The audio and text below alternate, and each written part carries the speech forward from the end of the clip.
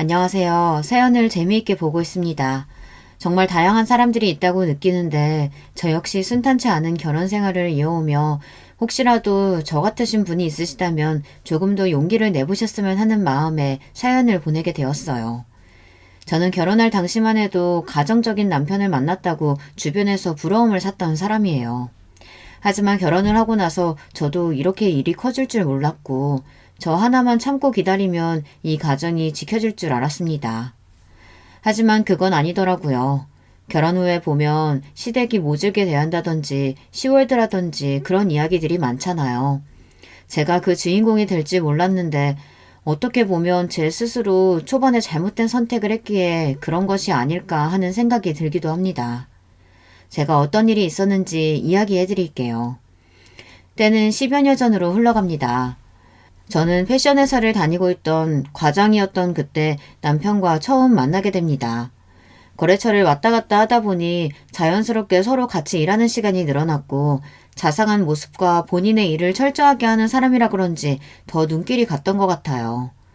여느 남녀와 같이 저희는 서로에게 끌림을 느꼈고 평상시에도 살뜰히 저를 살피는 모습을 보니 이 사람이라면 함께 할 수 있겠다는 생각이 들었어요.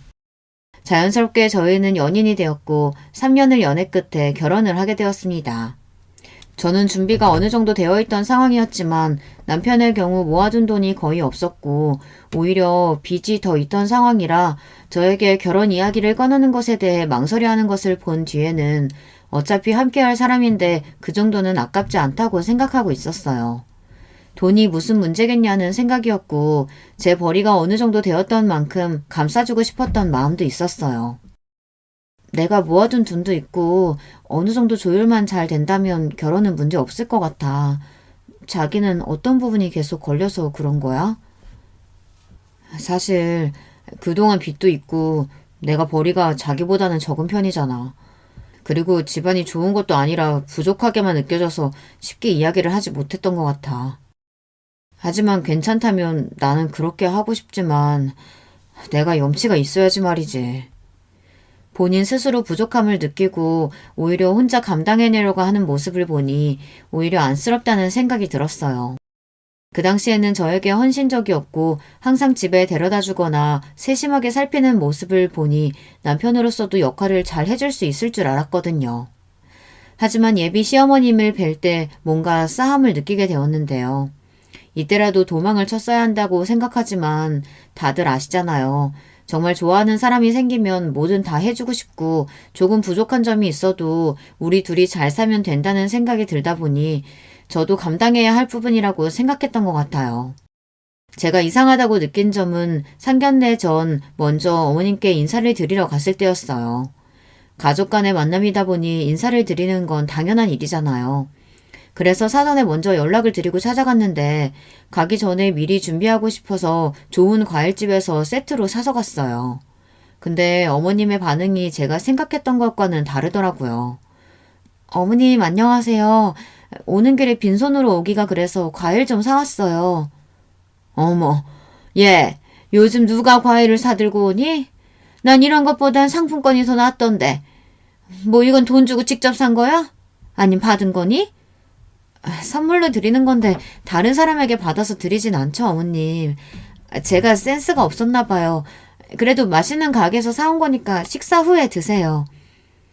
저도 나름대로 신경을 써서 가져갔기 때문에 기분이 상한 건 어쩔 수 없지만 그래도 저 정도는 그냥 넘어갈 수 있었어요. 선물을 받는 사람이 별로라고 생각하면 뭐 그런 거니까요.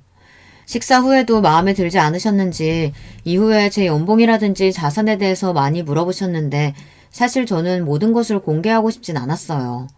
그래서 적당히 둘러대니 뭔가 마음에 안 드셨나 봐요. 그 이후로는 연락도 받지 않으시고 예랑이를 통해서만 소식을 들을 수 있었어요. 자기야, 어머님 아직도 그때 선물 일로 삐져 계신 걸까? 연락이 통 안 되시네. 상견례 날짜도 잡아야 하고 식당은 어디가 좋은지 여쭤보고 싶은데. 괜찮아. 내가 알아서 다 잘 말씀드릴게. 생각해줘서 고마워. 어머니도 그날 맛있게 과일 드셨는데 괜히 틱틱거리신 것 같아. 마음 상했을 텐데 신경 써주니까 내가 더 자기한테 미안하다. 처음부터 끝까지 제 편을 들어주며 어머니에 대한 이야기를 할 때 더 미안해하는 모습을 보이고 보니 그 뒤로는 따로 이야기를 했던 게 없었어요.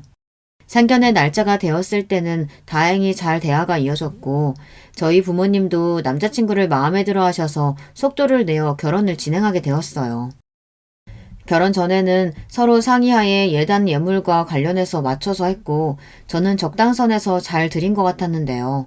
이후 만남에서 먼저 말씀을 하시더라고요. 사실 예물 예단도 제 생각에는 빚도 제가 가지고 있던 돈으로 다 하고 양가 도움 없이 집도 저희 힘, 제 돈이 거의 전부지만 그래도 섭섭하지 않게 챙겨드리기로 하고 드렸었거든요. 어머님, 이건 예단비예요. 앞으로 잘 부탁드립니다. 요즘에는 생략하는 경우도 많다고 하던데 챙겨줘서 고맙구나. 하지만 너도 알잖니? 요즘 물가 장은 아닌데 내가 생각했던 것보다는 살짝 부족하긴 하더구나. 내가 혼자라서 다행이지. 시아버지 있었다면 혼쭐 났을 수도 있겠어. 앞으로 부족한 부분은 내가 더 알려주도록 하마. 사실 예단을 적게 드린 것은 아니었어요. 혼자 사용하시기에 충분하게 들었다고 생각했는데 어른들 입장에서는 그게 아니었을까요? 돌아가신 시아버지를 언급하시니 뭔가 마음이 안 좋긴 하더라고요. 그래도 저는 어른이 하신 말씀이니 꾹 참고 내가 부족한 부분은 채워드리면 된다는 생각을 가졌던 것 같아요. 다행히 결혼식도 잘 치러졌고 또 이바지 음식을 준비하며 어머님과 살짝 트러블이 있었지만 그때 당시에는 잘 넘어갈 수 있었어요. 그 이후로는 당시 남자친구가 남편이 되며 알콩달콩 잘 살고 있었습니다. 단 저희의 싸움의 원인이 되는 부분이 대부분 어머님이셨기 때문에 시댁에 다녀온 날에는 다툼으로 인해 서로 기분 상하는 일이 허다하게 생겼어요. 모두 긍정적인 부분에 있어서 매번 부족하다고 말씀하시는 것이 더 이상 듣기 어려웠을 뿐더러 용돈을 올려달라고 하시는 것도 제가 생각했던 것보다는 부담이 될 수밖에 없더라고요. 특히 생신때가 되시거나 혹은 주기적으로 해외여행을 가고 싶다고 말씀하셨고 그럴 때마다 남편은 혼자 계신 분께서 적적해서 그러신 거라고 이야기를 하며 본인은 해줄 수 있는 여건이 되지 않으니 은근히 저에게 넘기는 분위기였어요. 사실 한두 번이야 그럴 수 있지만 갈수록 도가 지나치기도 하고 저 또한 부모님께 더 잘해드리고 싶은데 항상 시댁 쪽으로만 돈이 흘러가니 마음이 좋지 않더라고요. 저희 부모님께서는 아직 경제적인 활동을 하고 계시긴 하지만 그것과는 별개로 딸로서 챙겨드리고 싶은 마음이었거든요. 이런 고민을 어디다 털어두어야 할지 모르겠고 주변 친구들에게 이야기를 하면 같이 살자고 안 하는 것을 다행으로 여기라고 이야기를 해주더라고요. 시집살이는 그 정도면 괜찮다고 하면서 본인은 따라다니면서 옷도 사드려야 하고 음식도 하고 아주 힘들다고 말이죠. 하지만 저도 이런 고충이 느껴진 지 오래되다 보니 갈수록 뭔가 요구하는 부분이 있으면 아깝게 느껴지기도 하고 저를 비교하시는 모습을 보고 난 뒤로는 더 해드리기가 싫었던 것 같아요. 물론 기본적인 선물이나 예의는 지키긴 하지만 그 외의 것들을 더 해드리는 게 맞나라는 생각이 들었거든요. 얼마 전에는 오랜만에 여행을 즐기고 싶으시다며 베트남으로 일주일 여행을 가시겠다고 이야기를 하셨어요. 아가, 이번에는 베트남 가서 마사지도 받고 음식 먹으면서 좀 쉬다 오고 싶구나. 날짜는 다음 달이면 될 것 같고 혹시 미리 예약 좀 해줄 수 있겠니? 어머님, 이번에는 조금 어려울 것 같아요. 작년만 해도 벌써 3번이나 다녀오셨고 저희도 이제 저축을 해야 하는데 저도 어렵게 말씀드리는 거니 이해해 주실 수 있죠? 그래, 내가 너무 과한 걸 요구했나 보구나. 내 아는 친구는 한 달 유럽 여행도 며느리가 보내준다고 하는데 에휴, 내가 너희한테 너무 큰 걸 바랬나 보다. 미안하다. 이만 끊으마. 저 뒤로는 항상 한 달 정도는 연락을 드려도 받지 않아요. 집에 찾아가도 봐주시지 않고 본인이 풀릴 때쯤 다시 다른 것을 요구하시거든요. 막상 이런 일들이 지속되다 보니 지치는 것은 물론 그때 당시에는 남편이 미안해하는 마음도 있었지만 갈수록 뻔뻔해진다는 게 어떤 말인지 알 정도로 태도가 달라지기 시작했는데요. 한결같이 제 편이 되었던 배우자가 이제는 어머님 편만 드니 사람들이 왜 결혼하면 남의 편이라고 이야기하는지 알겠더라고요. 갈수록 지쳐가던 저는 이 결혼에 대한 의문이 들었어요. 그쯤 아이가 생겼고 제가 조금 더 참는 방향으로 생각을 했던 것 같아요. 남편이 어머님 편을 든다고 해서 이 관계에 대한 의문은 들어도 막상 끊는 게 어려웠던 점이 그 외의 것들은 저에게 너무 잘해주고 다정한 남편의 모습 그대로였거든요. 그러다 보니 자연스럽게 그런 부분들은 넘기게 되었던 것 같고 아이를 낳고 나서도 사이가 그렇게 나쁘지 않았어요. 오히려 출산 이후에는 더 챙겨주기도 했는데요. 문제는 산후조리원에 찾아오신 어머님 때문에 한 번 더 기분이 상하게 되어 그때 아이를 낳고 가장 크게 싸웠던 것 같아요. 어머님, 아이 너무 예쁘죠? 그이랑 똑같이 생겼더라고요. 딸은 아빠 닮으면 잘 산다는데 다행이에요. 그래, 고생했다. 나도 아이 낳아봤지만 지금이 가장 이쁠 때란다. 그나저나 이 조리원은 얼마에 들어온 거니? 엄마는 왜 또 그런 소리를 해? 아이 낳았으니 당연히 가장 좋은 곳으로 해줘야지. 2주 동안은 푹 쉬고 육아하려고 일부러 이곳으로 했어요, 어머님. 할인도 많이 들어가서 괜찮았고요. 그럴 돈 있으면 조금이라도 아껴가지고 시어머니한테 보태줄 생각을 해야지. 너는 왜 그렇게 생각이 짧니? 아이 낳아봤으니까 너도 알 거 아니야. 얼마나 어미가 고생을 하는지. 시어머님이 이야기하는 것을 듣고 난 뒤에는 더 이상 참을 수 없었습니다. 아이를 낳고 호르몬 때문에 힘든데 돈 하나 보태준 것도 없으면서 본인만 챙기려고 하는 어머님이 너무 미웠거든요. 어떻게 출산한 저한테 그런 말을 하실 수 있는지. 그리고 출산 전부터 아이에 대한 것은 하나도 안 물어보셨거든요. 그래도 첫 손주인데 따뜻한 말 한마디라도 해주실 줄 알았지만 돌아오는 말은 저런 말들 뿐이니 마음이 상할 수밖에요. 어머님, 전부터 말씀드리고 싶었던 건데 너무하신 거 아닌가요? 제가 열심히 번 돈으로 여기 온 거예요. 그리고 어머님도 아이 낳아보셨으니 산후조리가 얼마나 중요한지 아실 텐데 왜 그렇게 말씀하세요? 뭐라고? 너 지금 시엄니한테 덤비는 거냐? 그냥 그렇다는 거지 뭐 그렇게 발끈하고 그러니? 그동안 결혼하고 나서 섭섭하게 해드린 거 하나 없는데 계속 서운하다고 말씀하시잖아요. 여행을 안 보내드렸나요? 생활비를 안 드렸나요? 그렇게 말씀하시면 안 되죠. 저도 모르게 언성이 높아졌고 당황한 남편은 상황을 수습하기 바빴어요. 저는 아이를 얻었다는 기쁨을 누릴 시간에 어머님과의 다툼으로 스트레스를 받았지만 그 와중에도 남편은 어머님 생각만 하고 있더라고요. 그때부터 이상하다고 느꼈어야 했는데 그냥 넘어갔던 걸 아직도 후회하고 있어요.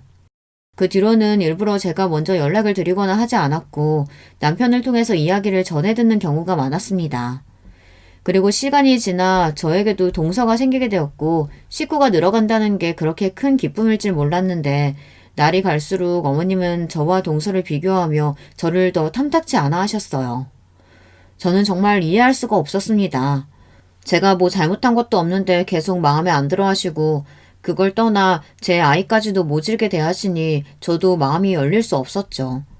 동서가 들어온 이후에는 가족 모임을 함께하게 되었는데요. 그럴 때마다 비교와 훈수를 듣다 보니 자연스럽게 모임에도 빠지고 싶은 마음이 들 수밖에 없었어요. 초반에 동서를 만났을 때도 서로 통하는 부분이 있었는데 얼마 전 저에게 연락을 해오더라고요. 아무래도 손윗사람이 계속 본인 앞에서 까내려지는 것을 신경 쓰는 것 같았어요.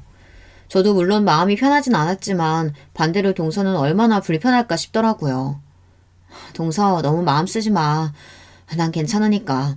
한두 번 그러시는 것도 아니고 계속 내가 신경 써봤자 마음에 안 들어 하시는 것 같아. 형님, 하지만 어머님 너무하신 것 같아요. 아무리 그래도 저희 앞에서까지 그렇게 말씀하실 줄은 몰랐어요. 괜찮아. 나중에 시간이 좀 더 지나면 내가 하는 노력도 알아주시겠지. 늦었는데 쉬고 다음 모임 때 봐. 간단한 통화를 마치고 나서 깊게 생각을 해보기 시작했어요. 과연 제가 지금 이대로 쭉 어머님에게 도움을 드리는 게 맞을지 남편이랑 같이 상의를 해보기로 했는데요. 그리고 어머님이 모르고 계시는 부분이 있기 때문에 그 부분 또한 공개를 해야 할 때가 왔다고 생각을 하고 있었거든요. 사실 남편은 저와 결혼을 한 뒤로 일을 꾸준히 하고 있지 않은 상태였어요. 제가 거의 외벌이에 가깝게 본가에서 조금 도움을 주시고 있어서 그나마 생활을 이어갈 수 있었던 것인데요. 계속 호구처럼 당하고 있을 수는 없었거든요. 그래서 남편이랑 대화를 우선적으로 해보기로 했어요. 나 그동안 많이 참아왔는데 이제는 어머님께 우리 상황 말씀드리는 게 좋을 것 같아. 항상 여보가 하자는 대로 지원해주고 도와줬는데 일도 계속하는 게 아니라 마이너스에 가까워지고 있잖아. 계속 친정에 부탁드리기도 어려운데 이전처럼 다시 직장 잡아서 일하고 어머님한테 드리는 지원을 좀 줄여보자.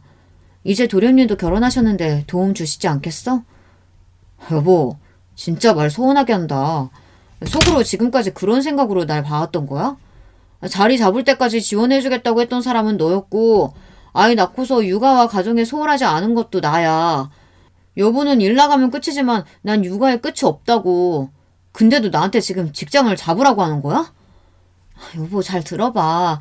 지금 중요한 건 그게 아니잖아. 여기서 왜 애 이야기가 나와? 지금 어머님이 얘기하고 있잖아. 육아?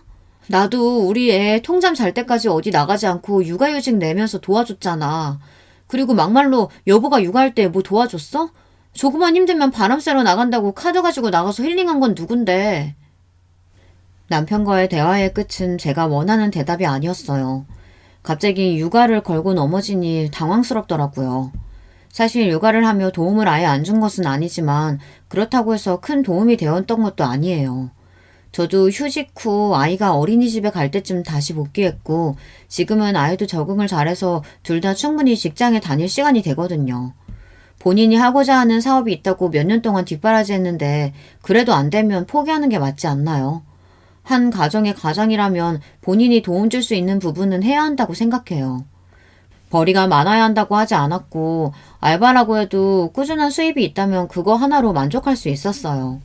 항상 집에 돌아오면 너저분한 집, 그리고 육아까지 해야 하는 저를 전혀 고려해주지 않고 무엇보다 제가 더 서러웠던 부분인 어머님 문제까지 좁혀지지 않으니 막상 어떻게 해야 할지 고민이 되더라고요. 그 뒤로 시원한 해결책을 찾지 못하고 답답한 마음에 계속 이 문제에 대해 생각을 해보기로 했어요.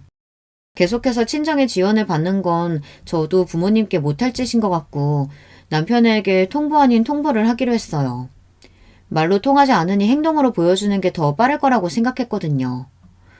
앞으로 생활비는 여기서 더 지원 못해줘. 당신도 이제 나가서 일을 하던지 사업을 할 생각이라면 계획했던 그대로 진행하면서 지원 사업 알아봐. 난 더 이상 도움 못 줘. 당장은 아니고 당신도 준비할 시간이 필요할 테니까 6개월 동안은 직장을 찾던 사업을 시작하던 스스로 해. 난 지금까지 많이 봐줬다고 생각해. 당신 정말 이럴 거야? 지금도 충분히 생활 됐고 앞으로 하던 대로 하면 될 것 같은데 당신 편하자고 나한테 지금 일하라고 하는 거 아니냐고. 잘 생각해봐. 누가 시어머니 해외여행을 1년에 3번도 더 넘게 보내드리고 생신 기념일 할 거 없이 살뜰하게 챙긴 게 누군데 그것마저도 부족하다고 하시는 분한테 내가 지금 어떻게 더 해드려. 당신도 함께 벌어서 더 해야지. 난 더 이상 비교당하는 거 못 참아. 지금 어머님이 당신 일 똑부러지게 하는 줄 아시지? 지금까지 상황 다 말씀드리기 전에 정신 차리고 일이나 구해. 제가 이렇게까지 강하게 말했던 적이 없었기 때문에 남편도 당황한 것 같았어요. 그 뒤로는 정말 마음을 독하게 먹었다는 것을 알았는지 직장 구직 정보를 보기 시작했지만 일을 직접 하지는 않더라고요. 그동안 저는 어떻게 하면 이 악화된 상황을 다시 돌려놓을 수 있을지에 대해 고민을 했어요. 물론 초반부터 제가 너무 남편을 오냐오냐 했고 사랑한다는 이유로 그동안 다 봐줬던 것도 영향이 있다고 생각해요. 지금은 뼈저리게 후회를 하고 있거든요. 초반에 잘 잡았더라면 이렇게까지 상황이 안 좋아지지 않았을 것 같은데 뭔가 또 다 제 잘못 같고 그러더라고요. 하지만 이 상황이 지속된다면 저는 이 결혼 생활에서 남는 게 없을 것 같았어요. 제가 아무리 능력이 있다고 한들 시댁 쪽으로 돈이 들어가고 있으니 그것만 해도 직장인 월급은 될 것 같아요. 또 아이가 있다 보니 이런 부분들에 대해서 줄여야 한다고 느꼈던 것이 아이 학원을 보내줄 것도 생길 텐데 계속 이 상황에 익숙해진다면 절대로 못 벗어날 것 같다는 생각이 들었거든요. 그래서 남편에게 강력하게 나갔던 것도 있고 또 모임 때마다 저는 제 마음 먹은 대로 크게 신경 쓰지 않았던 것 같아요. 저를 욕하시던 말던 제가 정한 적정 금액을 드리며 남편 손에 들려보냈고 부족하다 이번엔 뭘 더 하고 싶다 말씀하시면 남편에게 이야기를 하라며 딱 잘라버렸죠. 제 마음은 편해졌지만 점점 갈수록 시어머니의 고집은 꺾이지 않았어요. 매일 전화를 하시는 것은 물론 요즘에는 어디가 좋다더라 하시며 여행을 가고 싶어 하셨거든요. 아니나 다를까 몇 달 지나지 않아서 생활비가 부족하시다고 이야기를 하시며 달마다 50씩 더 주실 것을 요구하셨어요. 저는 왜 저렇게 저희 부부에게 기대시나 했는데 도련님 쪽에서는 전혀 지원을 받지 못하고 계신 것 같더라고요. 어머님, 이제 저희 아이도 있는데 계속 그렇게 드리는 건 어려워요. 저희 상황 잘 아시잖아요. 계속 이러시면 저희도 곤란하죠. 예, 내가 살면 얼마나 살겠니? 그동안 못 해본 거 누려보겠다는 게 그것조차 힘들다고 하니? 요즘 며느리들은 알아서 시어머니 모시고 여행 간다는데 너는 그동안 여행만 띡 보내놓고 같이 가기랬니 뭐랬니? 항상 내가 먼저 가고 싶다고 이야기해야 하고 나 참 내 입으로 이렇게 이야기를 해야 되니? 솔직히 말해서 이번엔 둘째 며느리보다 네가 더 괘씸하구나. 돈을 좀 더 버는 사람이 도움 많이 줄 수도 있는 것이지. 어머님, 그렇다고 제가 아예 안 도와드리는 것도 아니고 밑도 끝도 없이 계속 요구를 하시잖아요. 계속 그러시면 저도 더 이상 참지 않겠습니다. 안 참으면 어쩔 건데? 하나뿐인 시엄니 굶어 죽으라고 제사를 지내는 거지 뭐니? 그거 누가 보면 내가 너한테 몇 천만 원 달라고 징징거리는 줄 알겠다. 그 정도까지 받아가시잖아요 라는 말이 목구멍까지 차올랐지만 차마 내뱉지 못하고 그때 느낄 수 있었어요. 더 이상 호의를 베풀어서는 안 되겠다는 생각을요. 더 이상 이건 베푸는 게 아니라 호구처럼 잡혀 사는 것과 다르지 않았어요. 남편 선에서 커트할 수 있는 부분도 아니고 사실 어머님만 아니면 이혼까지 생각할 일은 아니라고 생각했어요.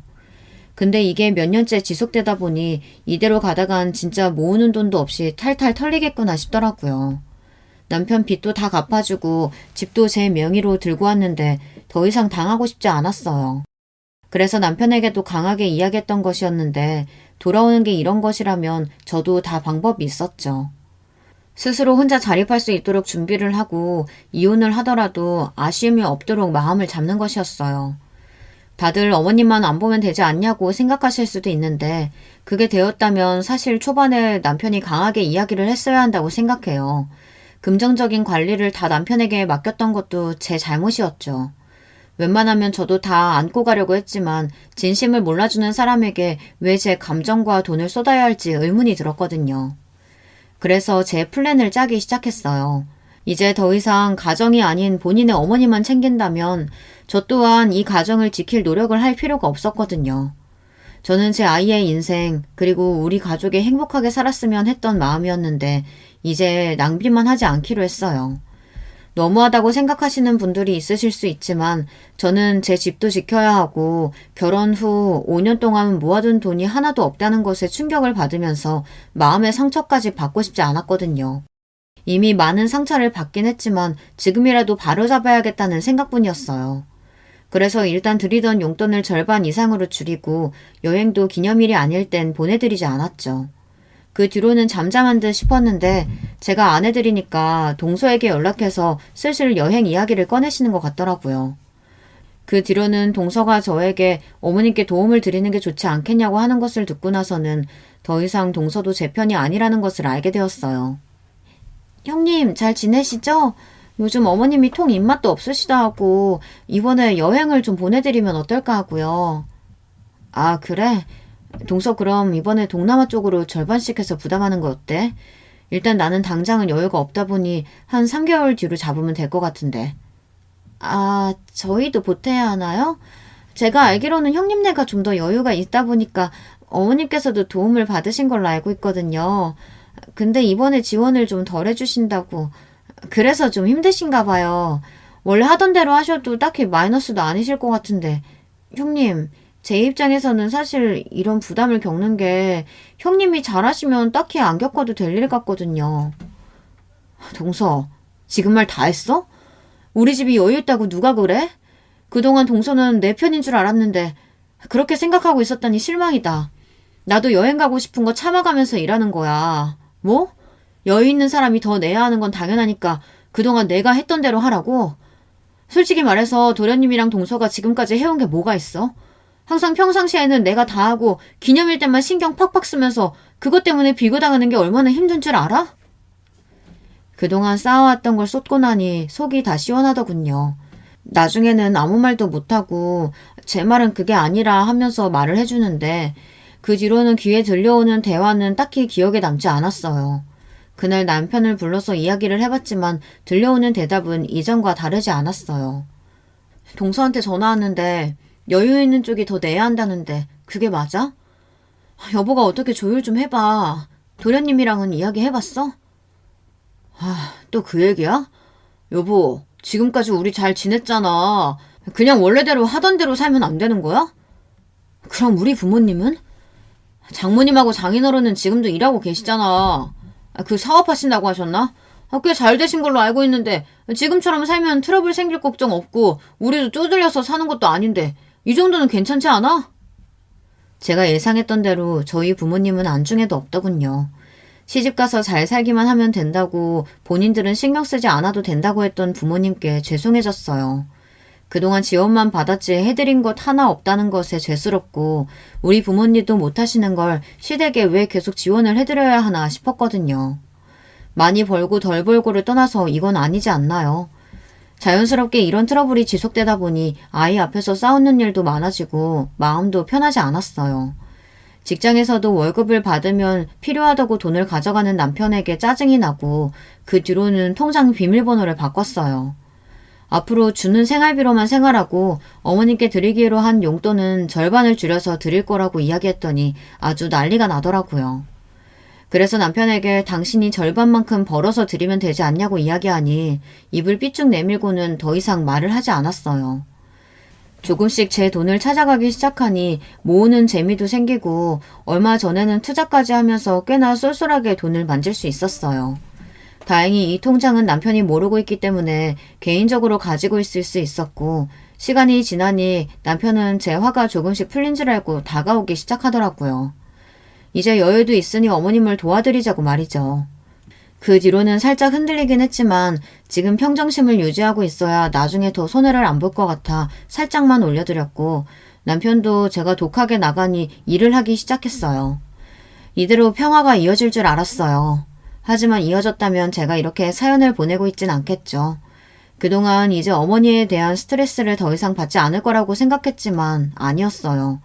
만날 때마다 어찌나 동서네와 비교를 하는지 제가 안 해드린 일 결국에는 동서가 조금이라도 더 신경을 쓰는 것 같더라고요. 문제는 어머님만 저를 무시하시는 것이 아니라 동서도 이제는 돈은 잘 벌면서 시댁은 하나도 챙기지 않는 맏며느리로 약간 몰아가는 느낌이었어요. 그동안 제가 해준 건 다 어디 간 건지 한순간에 이렇게 달라지니 더 거리감이 느껴지고 불편해지더라고요. 물론 시댁이 편할 수는 없지만 전보다 더하다는 느낌을 받으면서 왕래를 아예 끊을까 했지만 남편이 다시 일도 시작하고 중간에서 어느 정도 커버를 치는 느낌은 있었기 때문에 그동안 지쳐도 참았거든요. 그러던 중 정말 제가 이대로 가다가는 안 되겠다는 생각이 들었던 사건이 하나 있었습니다. 앞서 말씀을 드렸지만 제가 돈을 굴리기 시작하면서 여유로워지다 보니 딱히 다른 부분은 신경을 안 쓰고 있었는데 얼마 전 남편이 저에게 이런 이야기를 하더라고요. 본인이 사업을 시작하고 싶은 게 있는데 전망도 괜찮고 해볼만 하다면서 이번이 마지막 기회라고 생각하고 열심히 해보겠다고 저에게 3천만 원을 지원해 줄 수 있냐고 이야기를 해왔어요. 사실 그동안에 있었던 일을 생각해보면 지원을 해주어서는 안 되는 상황이라는 것을 느끼고 있긴 했지만 사람 마음이라는 게 쉽게 끊어지는 건 아니더라고요. 문제는 지금부터 시작인데요. 그 뒤에 사업이 잘 되고 있나 궁금해서 저도 물어보고 조금씩 도움을 줄 수 있는 부분은 주고 싶었는데 그럴 때마다 얼버무리면서 이야기를 하는 게 눈에 보이더라고요. 설마 하는 생각이 들었지만 의심을 하고 싶지 않아서 일단은 그냥 두었는데 얼마 뒤 어머님 댁에 갔다가 충격적인 소리를 들었어요. 설마 했는데 그 돈을 어머님께 가져다 드린 것이었어요. 아가, 그동안 섭섭했지? 진작 이렇게 여행 보내줄 줄 알았으면 기다리는 거였는데 내 마음이 너무 성급했다. 그동안 돈 모아서 여행 보내주려고 그렇게 했던 거였어? 무슨 소리세요, 어머님? 여행이라뇨? 엄마도 참 이 사람이 티내지 말라고 했는데 꼭 이렇게 이야기를 하네. 여보, 전에 엄마 유럽 여행 보내주기로 하고 우리가 열심히 돈 모은 거 있잖아. 그치? 기가 막혀서 더 이상 말이 나오지 않았어요. 유럽 여행이라니. 그래서 저에게 사업한다고 돈을 받아갔던 것이더라고요. 3천만 원이 걔 이름도 아니고 남편을 생각해서 주었지만 결국에는 다 시어머님께로 돌아가니 더 참을 이유도 없었던 것 같아요. 그 뒤로 집으로 돌아가서 계속해서 어머님께 지원을 하겠다고 하면 이혼이라고 말을 해두었어요. 처음에는 뭘 이런 걸로 이혼을 하냐고 했던 남편이 나중에는 정말 한 번만 봐달라고 이야기를 하더군요. 여기서 봐주었냐고요? 봐주었다면 저는 지금도 열심히 돈을 벌어서 시댁에 가져다주는 꼴로 남아있었을 거예요. 이번에는 참을 수 없었어요. 그래서 본가에 가서 친정엄마에게 말씀을 드리니 그동안 일을 모르셨던 분들이라 더 속상해하시는 것 같아 저도 마음이 좋진 않았네요. 엄마, 그동안 내가 모아둔 돈 하나 없이 계속 어머님께 들어가고 있었어. 아무리 그래도 이건 너무 심하지 않아? 예, 그래도 시어머님인데 돈 조금 해드리면 어때서? 1년에 한두 번이면 괜찮지. 한두 번이면 이러지도 않지. 매달 용돈에 여행까지 보내드리니 내가 너무 힘들어서 안 되겠어. 이번에 김서방이 사업한다고 가져간 3천만 원도 그대로 어머님께 갔어. 제 말의 끝으로 어머님께서는 제 생각을 존중해준다고 하셨고 어머님과의 문제라면 일단 남편 측에서 끊을 수 있도록 도움을 주라고 하셨어요. 근데 아시잖아요. 제가 그렇게 안 해본 것도 아니었고 3천만 원까지 사라지고 나니까 머리가 정말 띵할 정도로 충격적이라 그 뒤로는 돈은 한 푼도 주지 않고 카드로만 생활하게 두었거든요. 제가 며느리 도리를 안 한 것도 아니고 그게 도가 지나치니 부담을 느껴서 줄이자고 한 것인데 잘못된 건 저라고 하니 답답한 마음이 들 수밖에 없었어요. 그래도 그동안 참고 해줄 건 해드렸는데 폭탄은 작년 어머님 생신 때 터지고 말았죠. 오랜만에 동서 부부와 모여서 식사를 하는데 보란듯이 명품백을 어머님께 내미는 게 아니겠어요. 저희 부부는 상품권만 준비를 해갔는데 뭔가 비교되기 딱 좋을 정도로 상황이 만들어졌어요. 설마 했지만 아니나 다를까 어머님께서는 저와 동서 부부를 비교하기 시작했어요. 저는 거기서 참을 수 없었던 나머지 그냥 다 폭로해버리고 말았는데요. 오히려 속이 후련하고 그 일 덕분에 저는 자유를 되찾을 수 있었어요. 거봐, 이렇게 차이가 나는걸. 얘, 너는 둘째 반만이라도 닮아봐라. 생일에 상품권이 뭐니? 상품권 돈이 큰 것도 아니고 명품백 정도는 되어야 맏며느리 도리 하는 거 아니야? 말하지 않아도 이렇게 잘하니 정말 내가 둘째는 며느리를 잘 얻었구나, 얘. 얘, 너는 친정에서 시어머님한테 어떻게 하라고 말도 안 해주시던? 그리고 매년 생일 때 왜 연락은 안 해주신다니? 더러워서 못 해먹겠네요. 저기요, 지금 저희 부모님까지 건드리시는 거예요? 명품백 하나 가지고 지금 제가 해드린 건 다 잊으셨나 봐요? 얼마 전에 남편이 드린 3천만 원, 그걸로 여행은 물론 쇼핑을 아주 제대로 즐기셨던데 제가 이 명품백보다 못하다고요? 야, 더 이상 못 해먹겠으니까 니네 엄마는 네가 챙겨. 거지처럼 빌붙지 말고. 계속 봐주니까 그냥 내가 머저리로 보이지? 네 애미 때문에 이혼할란다. 잘 살아. 어머머머, 지금 뭐 하는 거니? 네가 뭐라고 지금 내 아들 뺨을. 당신 정말 너무한 거 아니야? 이혼? 지금 이혼이라고 했어? 저는 그 자리에서 일어난 남편 뺨을 있는 힘껏 내리칠 수밖에 없었어요. 준비한 상품권마저 찢긴 마당에 여기서 약해진다면 이 집안에서 못 벗어날 것을 알고 있었기 때문에 이젠 끝이라고 생각했거든요. 저와 같은 것을 바라보고 있을 줄 알았던 남편은 결국 시댁 편이었고 제가 아무리 노력한다고 해도 달라지지 않으니 저를 지키기 위해서도 이혼이 답이라는 생각이 들더군요. 어머님, 착각하고 계시는데요. 그동안 용돈 여행 다 제 돈으로 보내드린 거예요. 저 혼자 외벌이한 지 꽤 됐고요. 오히려 남편은 사업한다고 이것저것 돈만 가져갔어요. 그 잘난 아들이 사실 백수라고요. 아시겠어요? 이게 무슨 소리냐, 아들아? 너 대기업에 입사했다고 하지 않았어?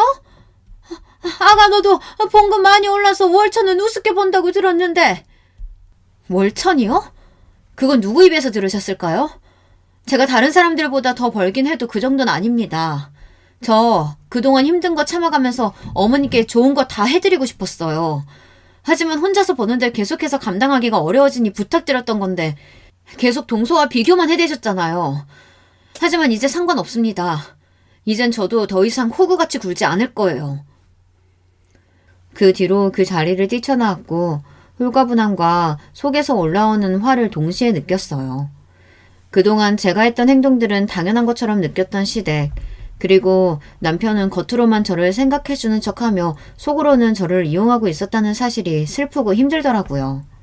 그 뒤로는 제 전화기에 동서, 도련님, 시어머님, 남편까지 한 번에 연락이 오니까 전화기가 끊임없이 울려댔어요. 저는 그 사건을 터뜨리고 난 뒤 바로 아이를 데리고 와서 친정에 들어갔습니다. 그리고는 부모님께 자초지종을 설명해 드렸는데요. 충격을 받으신 것 같았지만 딸이 이렇게까지 나올 정도라면 이 결혼 생활은 의미가 없는 것 같다며 이야기를 해주셨어요. 계속 연락을 피하는 것은 아닌 것 같아 남편에게 먼저 전화를 걸어 앞으로 상황에 대해서 말을 해봤어요. 이미 마음을 굳혔기 때문에 사실 흔들릴 것 같진 않아서 정리를 할 시간이 필요하진 않더라고요. 너 그 상황을 만두고 그대로 나가버리면 다냐? 남편한테 뺨치고 이혼? 말 다 했어? 내가 그동안 참아온 게 얼만데 그 정도도 못해.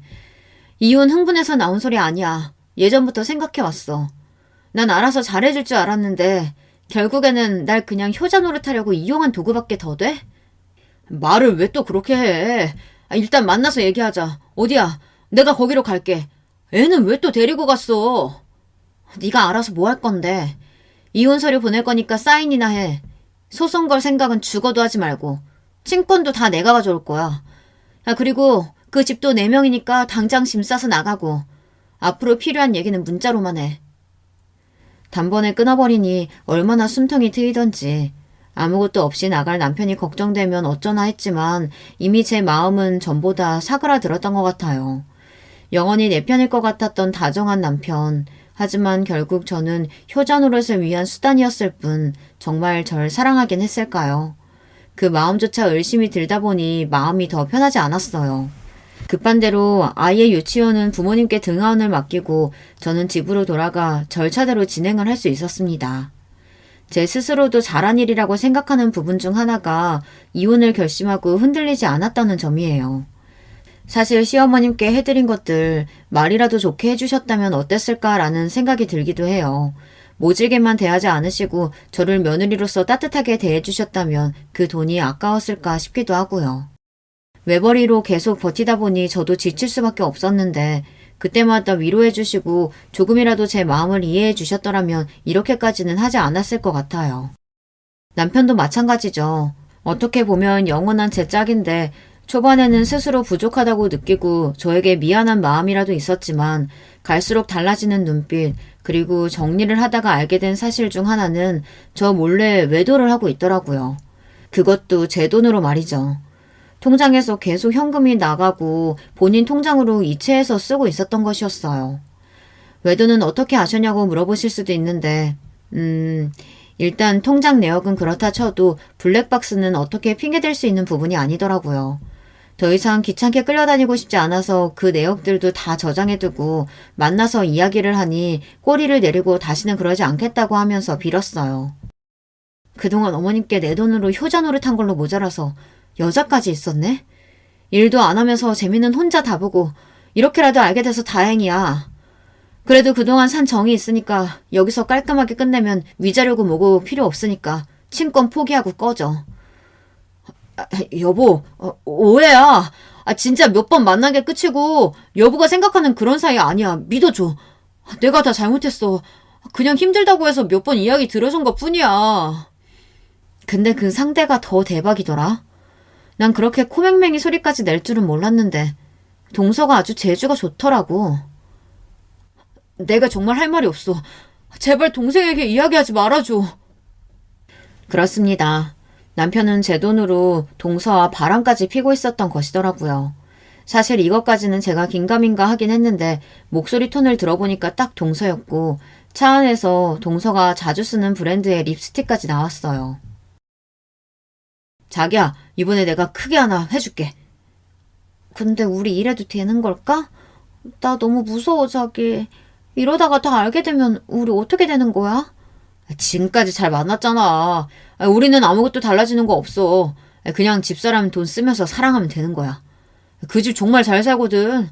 내가 알기로는 장인어른이 꾸준히 지원해주는 걸로 알고 있고 얼마 전에 와이프 몰래 가서 도움을 요청했지. 정말? 근데 형님은 돈도 있으면서 왜 그렇게 돈돈거리신데? 그냥 어머님한테 좀 해드리면 되지. 참, 사람이 지혜롭지 못한 것 같다니까. 나라면 안 그랬을 텐데. 우린 이대로 그냥 서로 사랑하면서 돈 걱정 없이 살면 돼. 사랑해, 자기야. 저뿐만 아니라 저희 부모님께도 도움을 요청했다는 말을 들으니 정말 기가 막혔어요. 게다가 남편의 아양 떠닌 목소리까지 들리니 제가 그동안 사랑하던 사람이 맞나 싶더라고요. 저는 그날 이후 이혼 서류를 접수하고 남편은 군말 없이 친권 포기와 저에게 위자료까지 지급을 해주어야 했어요. 어쩌면 당연한 결과죠. 하지만 제 복수는 여기서 끝나지 않았습니다. 알았으니 밝혀야죠. 두 사람의 관계를 그냥 눈 감아줄 생각은 없었습니다. 지금 들으시는 내용은 어느 하나 거짓도 없습니다. 여기서 찔릴 사람은 딱 두 사람일 텐데 일이 이렇게까지 될 줄 몰랐겠죠? 미안하지만 저는 더 이상 참을 생각이 없어요. 형님, 그게 무슨 소리세요? 갑자기 찾아와서는 이상한 소리 하지 마시고 돌아가세요. 그래 여보, 우리 이혼하기로 했잖아. 내가 다 포기한다고 이야기했는데 어머님 앞에서 이렇게까지 해야겠어? 형수, 왜 이렇게까지 하는 거예요? 솔직히 좀 여유 있는 사람이 도와줄 수도 있지. 뭐 그동안 보태준 돈 내역이라도 공개하시려고 하는 거예요? 어쩜 저렇게 뻔뻔할까. 그동안 여행 몇 번 보내준 거 가지고 아주 생색이란 생색은 다 내는구나. 이미 끝만 마당에 또 무슨 얘기를 한다고 찾아와? 저는 모두가 모인 자리에서 저 녹음 파일을 공개하며 집안은 말 그대로 개판이 되었는데요. 뭐 이젠 제가 알아야 할 부분은 아니니 폭탄을 제대로 던지고 나와버렸어요. 도련님은 듣자마자 형이 어떻게 그럴 수 있냐며 말을 하더라고요. 저게 정말 사실이야? 내 형이랑 바람을 펴? 형도 그러면 안 되지. 동생 와이프랑. 내가 다 설명할게. 네가 생각하는 그런 거 아니야. 맞아, 자기야. 진짜 그런 거 아니야. 제발 내 얘기 들어줘. 그 뒤로 도련님은 자리를 박차고 나가셨고 저는 후련하게 그 집에서 나올 수 있었어요. 뒤에서 어쩜 저럴 수 있냐며 소리를 지르는 소리가 들렸지만 솔직히 그동안 제가 참아왔던 부분을 생각해보면 이 정도는 약과죠. 회사에 뿌린 것도 아니고 가족들이 모인 자리에서 퍼뜨린 것 뿐인데 저는 제가 너무 착하게 복수한 것 같다는 생각이 들었는데 뭐 그 이상은 할 생각이 없었어요. 사실 외도 상대를 처음 알았을 때 저도 당황스럽기는 했어요. 다른 사람도 아니고 동서와 바람이라니. 얼마나 되었을지는 모르겠지만 제가 예상하기로는 돈을 계속 빼간 시점인 것 같아서 최소 6개월은 보고 있었는데요. 알고 나서 평정심을 유지하기가 어려웠지만 제가 불같은 성격은 아니라서 차분하게 서류도 준비하고 자료도 보관해둘 수 있었던 것 같아요. 그리고 절차대로 이혼을 준비할 수 있었고 제대로 서류 처리가 된 이후에는 그동안 망설였던 가족 사업을 물려받아 전보다 더 여유롭게 지내고 있는 중입니다. 초반에는 아이 때문에 계속 남편을 만나야 했지만 딸이 보고 싶어 하니까 어쩔 수 없이 보여주고 있긴 해요. 종종 재결합 관련해서 이야기를 하기도 하는데 어림도 없죠. 본인이 그런 짓을 저질러 놓고 말을 꺼내는 것 자체도 너무 웃기네요. 그리고 어머님께서도 그 뒤로 연락을 하셨는데 미안하다, 내가 잘 몰랐다 하시며 이야기를 하시는데 그때 가서 동서의 외도까지 가족 앞에서 모두 퍼뜨린 이후에 결혼 생활 중 저에게 가장 다정히 그리고 정말 미안하다는 목소리로 말씀을 하셨어요. 약 10년 동안 고구마 같은 시댁 생활을 하며 느낀 점이 있다면 사람은 고쳐서 쓰기 어렵다는 것이에요. 이미 많은 분들이 알고 계시겠지만 사람이 쉽게 달라지지 않는다는 말이 있잖아요. 호의로 베푼 것들이 그냥 그대로 호구가 되는 것이라고 생각하니 마음이 안 좋았네요. 지금이라도 청산해서 여유롭게 생활을 하고 있으니 그것만으로도 다행이라고 생각해요. 아이에게도 앞으로 잘 설명을 해줘야겠지만 사실 남편이 그동안 아이에게 잘했던 게 아니긴 한데요. 그래도 아빠는 아빠인가 봐요. 만나면 좋아하는 모습을 보니 아빠를 만나게 하는 건 딸이 좀 더 크면 그때 다시 이야기를 해볼까 생각 중이에요. 친권 포기를 하게 만들긴 했지만 아이가 원한다면 또 모르겠네요. 하지만 정확한 것은 앞으로 제가 먼저 시댁에 가거나 남편을 용서하는 일은 없다는 것이에요. 외도까지 들통난 마당에 저는 더 남편을 받아줄 이유가 더욱 없었거든요. 가끔 자상하고 가정적이었던 남편이 그립긴 했지만 제 생활에 있어 지금이 더 삶에 대한 만족을 하게 되는 것 같아요. 또 남편은 그동안 제가 빌려주었던 돈을 비롯해 위자료까지 다달이 보내주어야 하기 때문에 취업을 할 수밖에 없었고요. 매달 꼬박꼬박 잘 보내주고 있어요. 그동안 하지 못했던 여행, 취미 생활을 즐기기 시작하면서 부모님과도 더 깊게 시간을 보내다 보니 이제서야 제 삶을 되찾은 것 같아요. 저처럼 시댁에 묶여 계셨던 분들이 있다면 용기를 내셨으면 좋겠어요. 아, 그리고 동서는 그때 이후로 저에게 따지듯이 연락이 오진 않았어요. 본인이 한 짓이 있으니. 제 편인 줄 알았던 사람들이 뒤돌고 나니 사람에 대한 적대감이 생기긴 했지만 제 주변에는 더 좋은 사람들이 많기 때문에 외롭지 않게 시간을 보낼 수 있을 것 같아요. 이번에도 사업 운영하면서 여유가 생기다 보니 오히려 주변 친구들을 더 챙기기도 하고 부모님께 선물을 드리면서 지금 생활을 즐기고 있는데요. 제 이야기를 들은 가장 친한 친구는 오히려 잘 갈라섰다고 이야기를 해주니 위로도 되고 좋아요. 10년이나 시간이 흘러버렸지만 앞으로 20년, 30년을 두고 생각을 해봤을 때 정말 잘한 일이라고 생각해요. 그동안 아들이 번 돈이라고 착각하고 본인 돈처럼 썼던 시어머니, 그리고 본인 돈도 아니면서 효자 노릇하며 외도까지 했던 남편을 생각하면 아직까지는 울분이 올라오긴 하지만 이만해서 다행이라는 생각으로 살고 있습니다.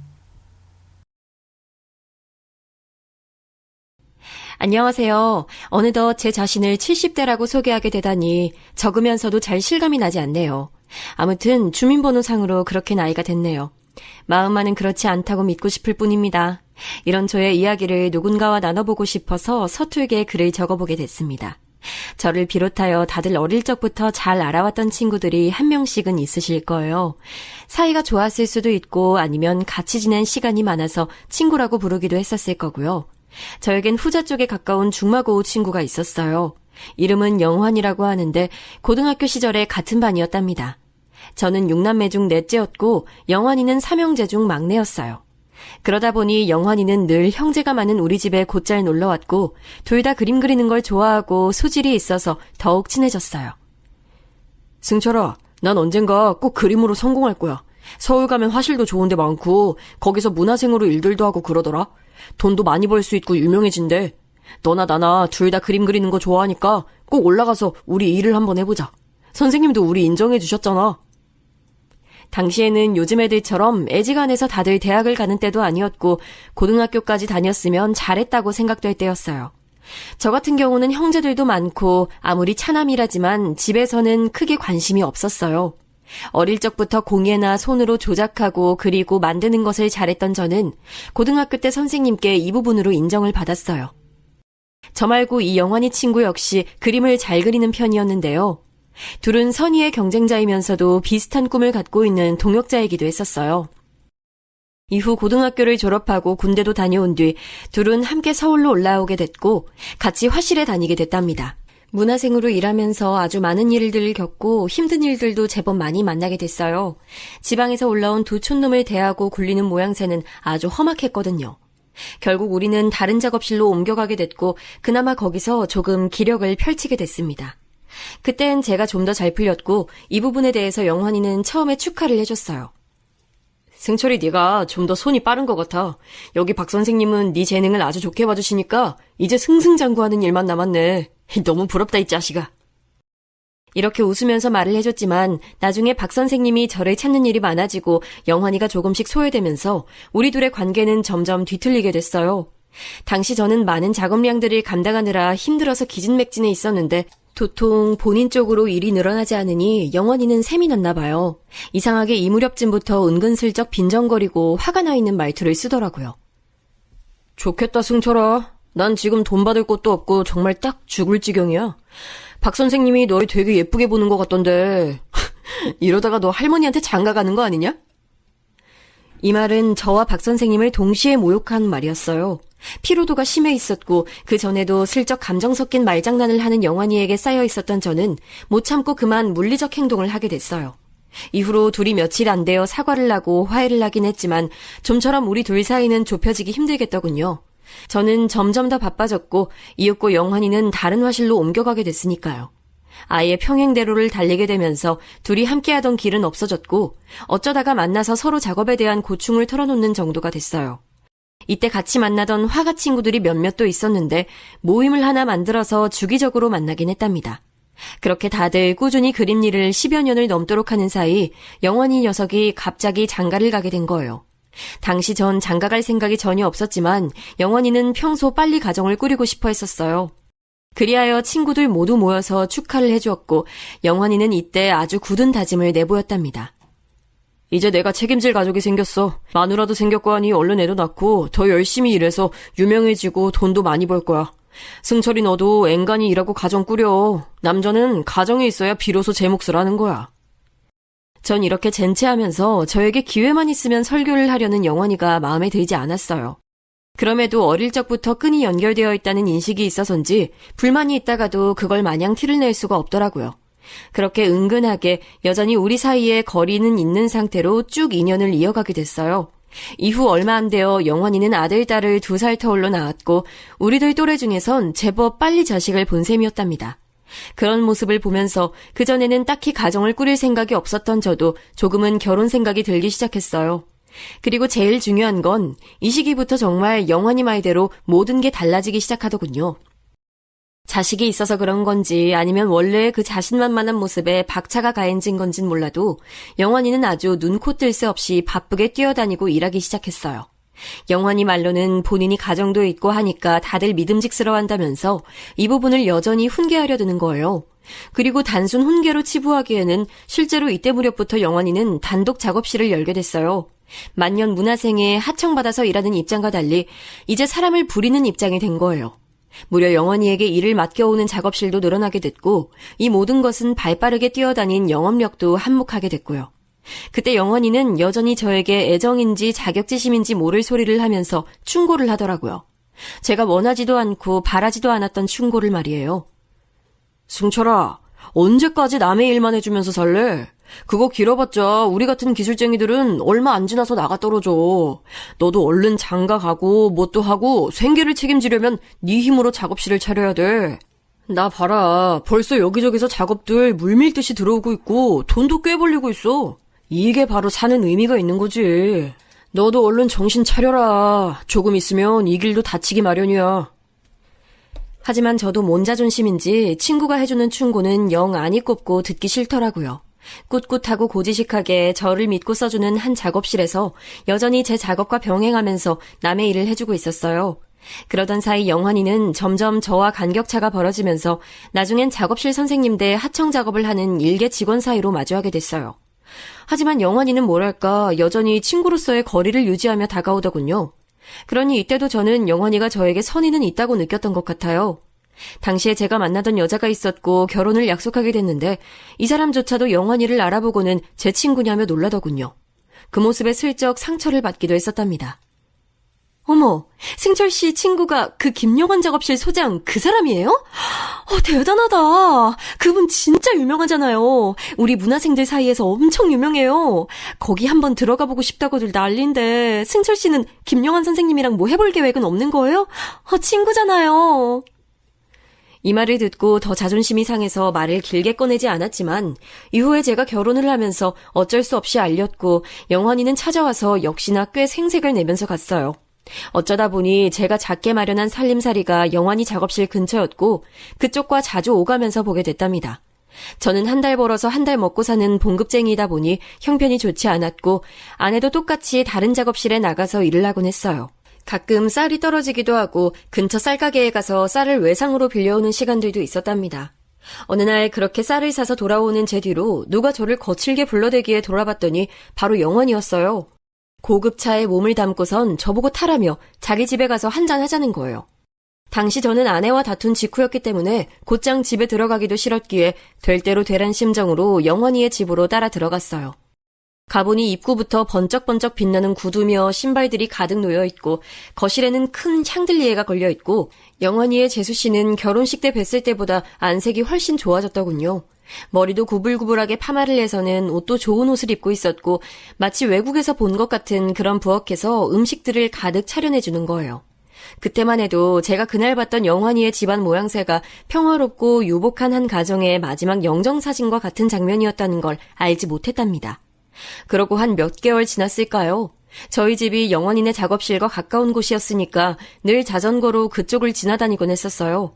거기 일하는 친구들 몇몇과 인상이 있기도 했는데 이상하게 그날따라 작업실 앞에 사람들이 많이 몰려있는 거예요. 분위기가 좀 이상한 것 같아서 앞쪽을 둘러보고 있는데 익숙한 얼굴 한 명이 저에게 오더니 말을 걸더라고요. 그리고 그 내용에 전 기겁을 하게 됐어요. 불과 며칠 전에 영환이를 만났는데 말이죠. 이 선생님이시네요. 저기 지금 저희 작업실 난리 났어요. 소장님이 웬 여자랑 눈이 맞아서 집을 나가셨다나요? 여기도 며칠 전 팔아버렸다는 얘기도 있고 지금 엄청 뒤숭숭해요. 사모님은 지금 쓰러지셨다나 봐요. 애들 여기 맡겨놓고 가셔서 정말 어찌해야 할지 모르겠어요. 이 말에 놀라 자전거를 대충 세워두고 안으로 뛰어들어가 보니 영문도 모른 채 엉엉 울고 있는 애들만 안쪽 화실에 앉아있는 거예요. 그 주변을 정신없이 돌아다니는 문화생들하며 보통 상황은 아닌 게 분명했어요. 결국 시간이 지나 듣게 된 진상은 앞서 들은 내용 그대로였고 더 최악의 얘기도 듣게 됐어요. 처음 저에게 이 사실을 말해주었던 문화생이 더 이어서 얘기해주더군요. 같이 일했던 아주 어린 여학생이 있었거든요. 이제 막 20살 넘은 친구인데 누가 봐도 이쁘장하고 청초한 얼굴이긴 했어요.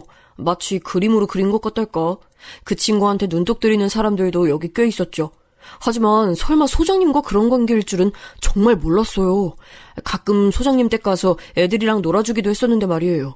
소문에는 임신했다는 말도 있고 의심하는 사모님 눈치를 못 견뎌서 헤어지자고 했다더라고요. 근데 그 여자애가 소동을 벌이는 바람에 아무튼 이게 뭔지 모르겠네요. 저만 돌아가는 사정을 몰랐나 봐요. 이미 다른 애들은 눈치를 채고 있었더라고요.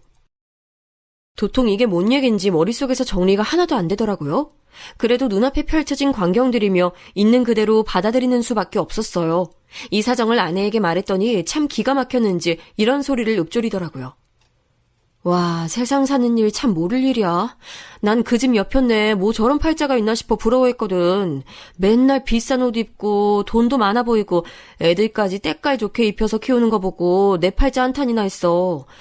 그런데 그런 속사정이 있다니. 난 그렇게 못 살아. 몇 억을 준대도 딴 여자한테 눈 뒤집힌 남자랑은 못 살지. 그건 그렇고 그 집 애들 딱해서 어떡해? 별일이 다 있어 정말.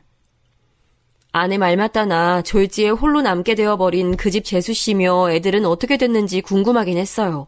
집을 모르는 것도 아닌 거로 아내와 같이 한번 찾아가 봤는데요. 집안 꼴이 말이 아니더라고요. 뭔가 다 대충 어질러져 있고 애들은 그 으리으리해 보였던 거실에 대충 방치되어서 과자나 깨물어 먹고 있었어요. 보다 못한 제가 엄마 안 계시냐고 물었더니 큰애가 울먹이면서 안방을 가리키더군요. 그래서 가봤더니 담요를 깔고 누워있는 재수씨가 보였어요. 저기 재수씨, 저 이승철입니다. 잠깐 아내랑 한번 들려봤어요. 괜찮으신가요? 이렇게 말을 걸었더니 재수씨는 그 자리에서 벌떡 일어나 앉고는 저랑 아내만 있는 걸 보고 다시 한숨을 팍팍 쉬더군요. 그러더니 잔뜩 쉰 목소리로 겨우 대꾸를 했어요. 뭐 때문에 오신 거예요? 지금 누구 만날 기분이 아니에요. 그게 아니라 영환이 연락 안 되시는 겁니까? 지금 사정이 어떻게 된 건지 잘 몰라서. 제 말이 떨어지기가 무섭게 재수씨는 곧바로 눈가가 벌게지더니 이윽고 눈물을 터뜨리면서 오열을 하는 거예요. 이거 제가 구멍난 댐을 잘못 건드리기라도 한 양 엄청난 눈물이 장시간 쏟아지는 것을 눈으로 보게 됐어요. 꼬기집애랑 도망가서 사무실도 팔아버리고 지금 우리 집도 넘어가게 생겼어요. 그 앙큼한 기집애가 대체 얼마를 달라고 요구한 건지. 이 집에도 이제 오래 못 있어요. 애들이랑 같이 우리 시골 친정으로 가야 한다고요. 정말 그 인간 딱 한 번만 볼 수 있다면 다 엉망진창으로 만들어버리고 싶어요. 이런 모양새를 보고 있으니 저도 한숨이 팍팍 나오더라고요. 더 뭐라 말할 길도 없었고 정말 가슴이 갑갑해지는 것만 느껴졌어요. 그런데 문득 여기 재수씨도 그렇지만 밖에 겁에 질린 얼굴로 있는 아이들이 너무 안쓰럽게 느껴지더라고요.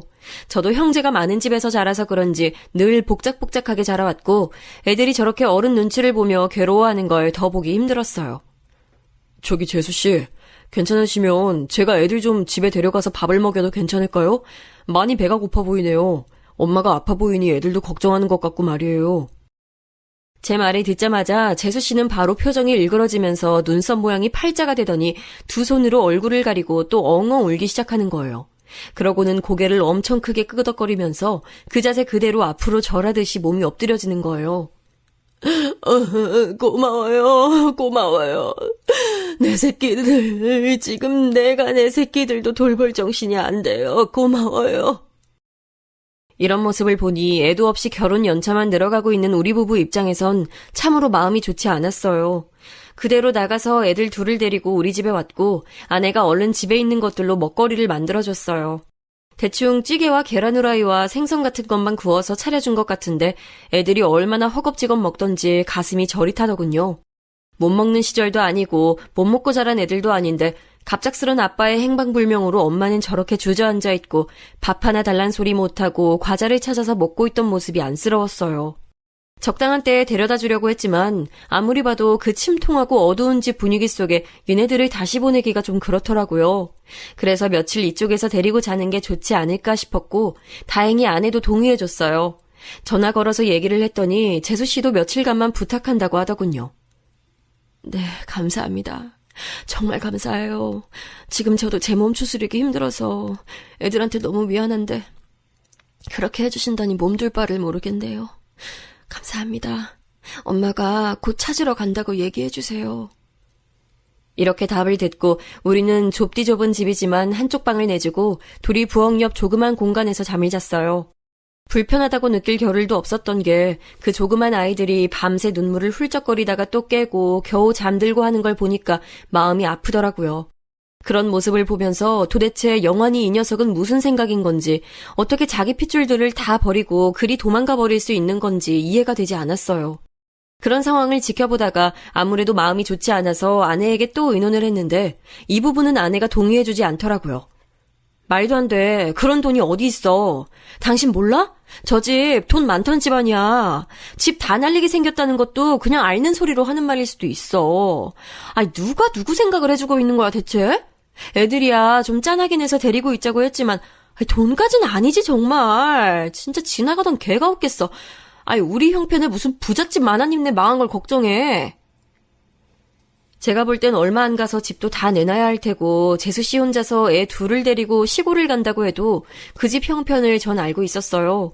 왜냐면 영원이가 결혼할 무렵 둘 다 집이 찢어지게 가난하다고 했었거든요. 그러다가 저렇게 돈도 불어나고 성공한 걸로 아는데 시골집 내려가봤자 생활 궁하고 살기 힘든 건 차이가 없을 것 같았어요. 그래서 결국 애들 데려다주는 길목에 아내 몰래 제 돈 얼마를 떼서 건네줬어요. 그 집 막내인 딸아이의 손에 쥐어주며 이거 엄마에게 드리라고 했습니다. 이거 삼촌이랑 이모가 드리는 거라고 해. 엄마 말씀 잘 듣고 오빠 말도 잘 듣고 잘 지내고 다음에 삼촌 또 만나면 그땐 곱하기 놀이도 하는 거야. 알았지? 그렇게 저는 눈물이 그렁그렁한 그 남매들을 재수 씨 손에 넘겨보냈고 얼마 안 가서 시골로 내려갔다는 소식을 듣게 됐어요. 그도 그럴 것이 그 동네에 기묘할 정도로 고급스러운 그 집에서 짐을 내리고 공간을 빼는 모양새는 무척 눈에 띄었으니까요. 영환이의 작업실도 곧장 다른 곳에 팔렸는지 간판도 다 내렸고 아무튼 업계에서는 아주 흉흉한 소문들만 무성하게 되었답니다. 그러고 몇 년쯤 지나서 우리 부부에게도 반가운 소식이 찾아왔으니 바로 아이가 생긴 거예요. 첫 아이는 딸이었고 2년 뒤에 아들까지 태어나게 됐습니다. 저에게 너무 꿈같은 아이들을 품에 안고 나니 그제서야 옛날에 영환이가 했던 말이 문득 떠오르는 거예요. 가정을 꾸린 뒤에 남자는 비로소 남자다워진다. 남자의 역할을 한다. 사회에서 인정을 받는다 등등의 말들이요. 사실 바꿔 생각하면 그렇게 됐을 때 남자의 자격이 생기는 건 아니고 부양할 몫이 생기니 그걸 짊어지는 모습으로 바뀌어간다고 생각해요. 한편으론 그렇게 목숨처럼 소중하고 이쁜 아이들을 보면서 영환이의 어떤 부분이 참 독하단 생각이 들었어요. 어떻게 생떼 같은 자식들을 두고 여자와 도망간 것일까, 자기 애들이 보고 싶지 않을까 등등의 생각 말이에요. 그러면서 애들이 커가는 동안 저도 조금은 수입이 늘었고 지하 단칸방에서 연립으로 이사가게 됐어요. 90년대 초반에 지하 단칸방을 탈출하고 연립으로 가게 된 건 제 기준에서 나름 성공했다고 볼 수 있었답니다. 드디어 1층으로 올라왔고 지금으로 치면 한 25평대의 마당이 있는 연립에 들어가게 됐으니까요. 이때 저희 아버지이며 본가의 가족들도 비로소 서울에 있는 아들 집에 오셨었고 누나들과 형, 동생도 둘러보러 왔었어요. 아마 그들 중 제가 제일 형편이 괜찮은 상태였으니까 그랬던 것 같네요. 그런데 이때가 제 인생에서 가장 유복한 시절의 한 장면이었다는 것이 참 가슴이 아프게 느껴지네요. 당시만 해도 저는 젊었고 패기가 넘쳤고 단기간에 나름의 성공을 이루게 되었다고 여겨서 무척 기뻐하고 있었어요. 번듯하게 집을 샀고 지하에 있는 집도 세를 주게 될 정도로 신세가 달라졌으니까요. 역시 가정이 생기니 책임감도 생기고 죽기 살기로 일하니까 뭔가 달라지나 싶었어요. 그런 와중에 이런 소식까지도 듣게 됐답니다. 업계에서 만난 친구로부터 말이에요. 이봐 승철이, 그 영환이 소식 들었나? 뭐? 영환이? 김영환 말이야? 이 소식을 전해 들은 건 그 소동이 있고서 거의 5년이 지난 이후였기에 듣고 무척 놀랐었어요. 글쎄, 그 난리를 쳐놓고 나서는 마누라랑 이혼했다고 하더군. 그때 도망갔던 여자랑 잘 사냐 하면 그것도 아니야. 뭐 더 어린 여자를 끼고 살고 있다나. 무튼 그건 둘째치고 사람 참 인생 사는 재주가 좋아. 어디 미국인가를 갔다 왔다고 하더라고. 처자식한테 줄 거 싹 다 챙겨서 여자랑 도망가더니 그런 한량짓하고 늘 여유가 있었나 봐. 하여간 피도 눈물도 없는 인간이라니까. 뭔 자격인가 머시기를 따가지고 왔대. 들리는 소리로는 교수하려고 준비한다나. 내 참 다들 어이없어 하고 있어. 이거 원 나중에 만나면 교수님하고 인사라도 해야 될 판이라니까. 말을 듣는 내내 저는 너무 실감이 나지 않아서 어질어질하더라고요. 뭐 개과천선을 한다든지 아니면 완전 폭삭 망해서 산거지가 된다든지 그런 걸 바란 것은 아니었어요. 하지만 이후의 행보들이 너무 뻔뻔하게 짝이 없어서 당황스럽게 느껴지는 겁니다. 누군들 이런 소식을 들으면 그렇게 반응할 수밖에 없지 않나요? 좀 씁쓸하게 느껴지면서 왠지 분노가 일기도 했던 건 영환이에 비해 나름 성실하게 살아온 제 삶은 쉽게 흘러가지 않았기 때문일 거예요. 그러니 괜한 분노를 영환이의 행방 쪽으로 돌리게 되더군요. 왜냐면 전 그 당시 아내와 사이가 매우 좋지 않았어요. 분명히 봉급은 이전보다 늘었고 더 많은 돈을 갖다 주고 있고 집도 넓어졌어요. 심지어 우리 집에는 장인어른이 오셔서 몇 달 지내시기도 하고 불편한 상황들을 제가 참고 있음에도 불구하고 말이에요. 아내의 씀씀이는 갈수록 늘어났고 이 부분에 대해서 우린 툭하면 싸우게 됐어요. 저는 열심히 모아서 우리 네 가족이 행복하게 살기를 원했는데 아내는 그걸 툭하면 외가 쪽에 갖다 주다가 제게 걸리기도 하고 아니면 그간 살아온 인생이 너무 한스러웠다면서 사치스럽게 쓰기도 하는 거예요. 이봐, 당신 내가 월급 갖다 준 게 얼만데 벌써 이렇게 된 거야. 집에 쌀도 없고 애들 먹는 우유나 그 흔한 과자도 없어. 장을 보는 거야, 안 보는 거야? 냉장고 열어보고 깜짝 놀라잖아. 애들이 일하는 나한테 밥을 달라고 한다고 이게 말이 돼? 그러자 아내는 이전과 전혀 다른 인상이 된 얼굴로 아주 도끼 눈을 뜨고 화를 쏟아내는 거예요. 그까짓 돈! 한 달에 100만 원 갖다 주면서 뭘 많이 갖다 준다고 해? 옆집 엄마는 남편이 200만 원씩 번대. 내가 우리 애들 낳기 전에 그 지하방 살면서 지질이 궁색일 때 당신 뭐라고 했어? 성공시켜준다며. 뭘 100만 원으로 고작 그 돈 갖고 오면서 나한테 진수성찬 차리라고 몰아붙이는 거야? 아우 나 진짜 못 살아. 아내는 이상할 정도로 말끝마다 못 살겠다는 얘기를 해댔고 이후에는 대놓고 이혼을 요구하기도 하는 등 이해할 수 없는 행동들을 하는 거예요. 애들은 계속해서 자기 부모가 밤낮으로 싸워대는 걸 보며 괴로워했고 저는 왜 우리 가정에도 이런 불행한 그림자가 드리워진 건지 이해할 수가 없었어요. 그러고 급기야 이윽고 그날의 사건이 터져버리고 말았어요. 큰딸이 12살이 되었을 무렵 눈만 마주치면 싸워대고 이혼하자고 몰아붙이는 아내를 제가 몇 번이나 애들 앞에서 붙잡기도 했던 그 해의 말이에요. 아마 추석쯤이었을 거예요. 그날 아내는 홀연히 우리 앞에서 사라져버렸어요. 제가 애들을 데리고 우리 시골집에 내려간 사이 아내는 뒤늦게 내려오겠다 하고 내려오지 않았어요. 아무리 집에 전화를 걸어도 받는 이가 없었고 뭔가 이상하게 느껴진 저는 애들을 시골집에 맡겨둔 채 저만 긴박한 마음으로 집에 올라갔어요. 사고라도 난 게 아닌가 생각하며 속으로 별의별 생각들을 다 하면서 말이에요. 그런데 저는 서둘러 열쇠로 문을 열어보자마자 기막힌 풍경을 맞이하게 된 거예요. 우리 집 세간살이가 긴가민가 헷갈릴 수준으로 한 3분의 1 정도가 사라진 거예요. 가족 사진을 찍겠다고 욕심내어 사보았던 비싼 비디오 카메라, 아들 방에 놓아둔 비싼 침대며 뭔가가 애매하게 조금씩 집에서 사라진 것을 느끼게 됐어요. 급한 마음으로 안방에 들어가 보니 장롱이 크게 열려져 있었고 안에 옷가지들이 대다수 없다는 것도 알 수 있었습니다. 그리고 쪽지 한 장만 남겨져 있었습니다. 그동안 잘 살았어요. 당신과는 이렇게 끝내고 싶습니다. 이걸 보고 저는 제 눈이 한 바퀴 거꾸로 도는 듯 아주 기묘한 어지러움을 느끼고 주저앉았어요. 그 뒤에 어떻게 일들을 처리했는지 잘 기억도 안 날 정도예요. 제 누나들과 동생이 우리 집에 애들을 데리고 같이 바래다 줬고 상심한 제가 걱정되어 며칠간 같이 있어주고 음식도 만들어주며 지냈어요. 그러고 다들 돌아갔고 그 뒤론 저와 아이들이 같이 힘내어 살아가는 수밖에 없었죠. 마치 이 모양은 어디서 많이 본 것 같은 장면이란 생각도 슬쩍 들었어요. 전 가해자는 아니지만 어쨌든 영환이의 집 모양새랑 비슷하다는 생각이 들었던 거죠. 이후로 저는 혼자 힘으로 애들 둘을 키우다 보니 경제활동과 살림, 아이들 돌보는 것 모든 걸 다 하면서 점점 지치기 시작했어요. 원하던 그림을 그릴 수 없었고 점점 생계형 일에 손을 대게 됐으며 우리가 살고 있던 집은 경매로 넘어가게 됐어요. 당시 제 막내 남동생이 찾아와서 법으로도 같이 알아보고 무진 애를 썼지만 눈앞에서 넘어가는 것을 우리 두 형제는 막연하게 바라볼 수밖에 없었어요. 아이들을 처음 낳았을 땐 아주 좋은 집이었지만 갈수록 작아지고 더러운 집으로 아이들을 데리고 이동해야만 했어요. 그나마 고마운 건 때마다 남동생이나 누나들이 와서 같이 짐을 실어주고 도와줬다는 거예요. 특히 큰 누나가 많이 우셨어요.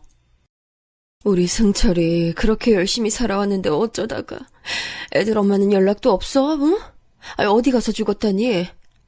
차라리 죽은 게 낫겠다. 이 정도면 어떻게 지 새끼들을 버리고 갈 생각을 하냐? 아휴. 저는 더 이상 아무 말도 하고 싶지 않았고 제가 3번째쯤 집을 옮겼을 때 아내가 이혼해달라고 요구해서 해주고 온 것은 비밀로 했답니다. 그냥 모든 게 다 지긋지긋하고 이걸 유지하고 있는 것도 넌더리가 나더군요. 유지해봤자 나아질 것도 없고 어차피 우리는 다시 살 수 없는 관계였어요. 어디서 어떻게 살았는지 몰라도 초라한 꼴로 찾아온 아내와 이혼 절차를 거치고 그대로 헤어졌습니다. 그 뒤의 삶이란 어쩜 이렇게 온몸이 아프게 모든 게 내리막길이었던 걸까요? 차라리 그 내리막길을 구르는 게 저 혼자였으면 좋으련만 가엾게도 우리 아이들까지 저와 같이 내리막길을 굴러야 했습니다. 온 얼굴에 상처가 나고 몸이 아프고 쓰라리고 저린 그 생채기들을 제가 자라던 시기처럼 온 나라가 굶어 죽던 때도 아닌데 우리 아이들은 그걸 90년대에 저와 같이 겪었어요.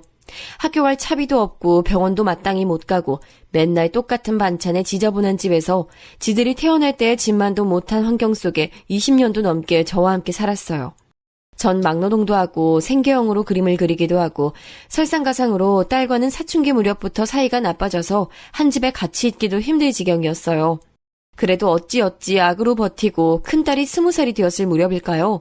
저는 간신히 보증금 1,000만 원에 월세 10만 원인 집에서 애들과 겨우 하루하루를 살고 있었어요. 제 직업이 원래 뭐였는지도 잊을 만큼 그렇게 경비일이며 노가다며 할 수 있는 건 다 해가면서 애들을 먹이고 키우고 있었는데요. 어느 날 누군가가 제 휴대폰으로 전화를 걸어온 거예요. 한때 그림 관련해서 몇몇 인원들끼리 협회란 걸 만든 적이 있었고 중간에 저도 몇 번 나간 적이 있었어요. 생활은 초라하고 남루해도 그림에 대한 끈은 놓고 싶지 않았거든요. 일을 하면서 아이들과 연락도 돼야 하니 없는 형편의 휴대폰을 샀고 당시 번호를 기재해 두었는데 거기에 연락이 온 거예요. 어이 승철이, 우리 이번에 한번 모이기로 했어. 그 뭐야 다들 온대. 진구, 일용이, 영수, 거기다가 또 누구누구 온다더라고. 한번 얼굴 비추지 그래? 그 말에 저는 홀린 듯 나갔는데 글쎄 여기서 뜬금없이 정말 몇십 년 만에 듣는 얘긴지 모를 영환이 근황을 듣게 된 거예요.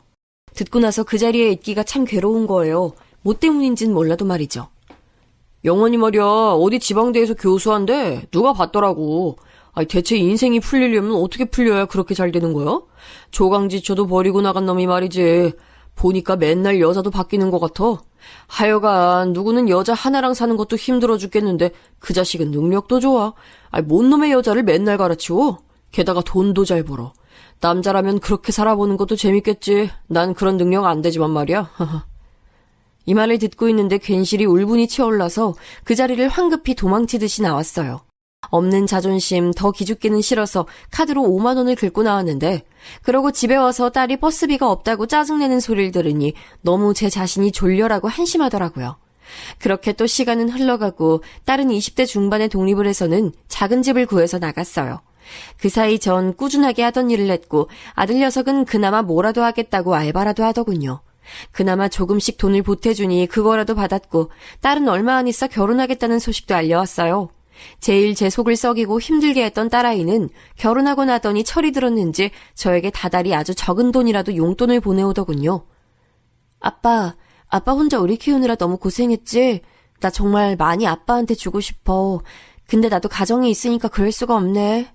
5만 원이라도 보내드릴 테니까 간식 사서 드셔. 감기 조심하고 또 전화할게, 아빠. 딸의 말에 참 울컥함이 올라오더라고요. 사실 전 딸이 결혼해서 자기 가정에만 집중해주길 바랐기에 이런 용돈도 필요하지 않다고 거절했었어요. 그런데 딸은 그러고 싶지 않다는 거예요. 내가 뭐 100만 원, 200만 원씩 주나? 5만 원 드리는 거잖아. 그 정도는 우리 시부모님한테도 양과 똑같이 드리고 있어. 걱정하지 마, 아빠. 그렇게 늦게라도 철이 든 딸이 저에게 가끔씩 효도랍시고 얼마 보내기도 하고 손녀를 데리고 와서 안겨주는 것, 그게 저에게 있어 이 호된 삶의 선물처럼 느껴지더군요. 끝이 없을 것 같았는데 끝이란 건 존재해서 자식 키우느라 맘고생한 시절은 금방 지나가도 딸은 어느새 저렇게 자기 같은 딸을 낳아와서 저에게 안겨줬어요.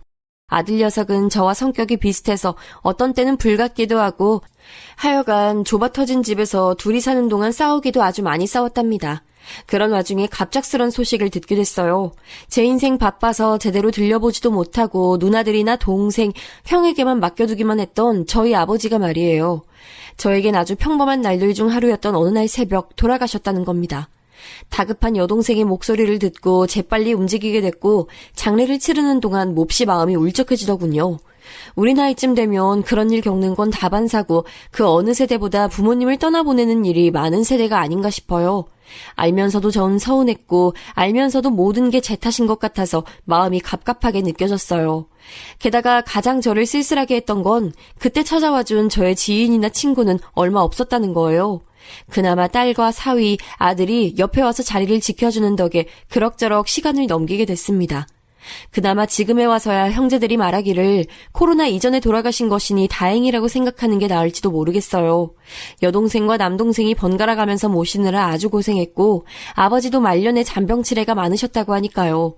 그런데도 어쩌면 인생은 이렇게 바람잘 날이 없는 건지 다른 분들에게도 엄청난 사건이었겠지만 저 역시 충격적이었던 코로나를 겪게 됐어요. 아들과 그 좁고 좁은 단칸방에 살면서 날마다 부대끼기도 힘든데 코로나에 걸리면 자가격리를 하던지 둘 중 하나는 응급실에 가야 했으니까요. 그리고 제 인생 유일한 기쁨이었던 손녀를 보는 것도 몇 년이 허락되지 않았어요. 영상통화를 하거나 목소리를 들을 수 있었고 어쩜 인생은 이리도 저를 힘들게 하고 차갑게 구는지 너무 야속하게 느껴졌어요. 그렇게 단칸방에서 살며 집주인이 매년 나가달라는 소리를 하는 걸 겨우 틀어막으며 지내오던 중 바로 작년에요. 갑자기 제 휴대폰에 낯선 번호로 전화가 걸려왔어요. 근데 그 번호로 걸려온 사람은 다름 아닌 상상도 못했던 제 친구 영환이었던 거예요. 뭐? 영환이? 김영환이? 아니 근데 내 번호를 어떻게? 저기 그 뭐야 협회 애들한테 물어봤어. 알려주더라고. 좀 갑작스럽지만 말이야. 승철이 자네 나랑 잠깐 보지 않겠나? 어디 사나 요즘? 내가 근처로 가겠네. 도대체 몇십 년 만인지 가늠이 안 되어 생각을 해보니 무려 40년 만이더라고요. 제가 기억하던 목소리보다 좀 더 굵어져 있고 나이가 든 게 여실히 느껴졌는데 아마 영원이가 듣기에 제 목소리도 그랬으리라 생각돼요. 아무튼 저는 처음에는 보이스피싱인가 의심할 정도로 놀라웠으나 이런저런 내용을 확인하니 본인이 맞긴 하더군요. 그리하여 우리 집 근처 역 앞에서 만나게 됐고 둘은 어색하게 근처에 있는 한 카페로 들어가게 됐어요. 무려 40년 만에 얼굴을 마주하는 것이니 젊은 날과 비교하기도 못하지만 참 당연하게도 영원이는 나이가 들었고 머리 전체가 백발이었으며 얼굴 여기저기 누룩 같은 게 껴있는 게 보였어요. 동갑내기인 나보다 더 나이가 훌쩍 들어 보이는 것이 노화에도 참 여러 가지 모습이 있다 싶더군요. 다만 경제적으로는 여전히 저보다 여유가 넘쳐 보이긴 했어요. 좋은 차를 타고 왔고 차 안에서 누가 기다리고 있기까지 했거든요. 사람이 너무 오랜만에 얼굴을 보고 많은 변화를 한눈에 받아들이게 되면 좀처럼 말이 안 나오는 법인가 봐요. 저도 영원히도 처음엔 누구 하나 먼저 입을 열지 못하고 멀뚱히 커피만 마셨으니까요. 그런데 영원이가 가방에서 두툼하고 묵직하고 큰 봉투를 꺼내더니 제 쪽으로 툭 밀어놓는 거예요. 이게 뭔가? 서류인지 뭔지 몰라도 아무튼 묵직하고 둔탁한 봉투였어요. 한눈에 봐도 꽤 무거워 보이고 큰 사이즈였고요. 현금 10억일세. 뭐? 저는 이게 무슨 악질 장난인가 싶어서 영원이를 봤는데 영원이의 그 작아진 눈은 장난이나 뭘 하러 온 눈이 아니었어요. 나이 먹어서 주름이며 이래저래 처져 눈이 작아지긴 했지만 적어도 그 눈구멍 안에 보여지는 눈빛이 진심으로 보여지더군요. 왜 이걸 나한테 주나? 게다가 뭐 하자는 거야? 뭐 하자는 거냐고? 이 말을 하면서도 목소리가 떨리고 마스크 안은 습기로 가득 차고 제가 몹시 흥분해 있다는 것을 느낄 수 있었어요. 여러모로 혼란스럽고 화가 나기도 하고 갑작스럽고 많은 감정들이 몰려왔습니다. 그런데 영환이는 절 보지 않고 밖을 한번 쓱 보더니 마치 커피 맛을 평가하듯 아주 무심한 어투로 말하는 거예요. 얼마 안 남았어. 시간이 없대. 갈 날이 얼마 안 남았다더라. 뭐야?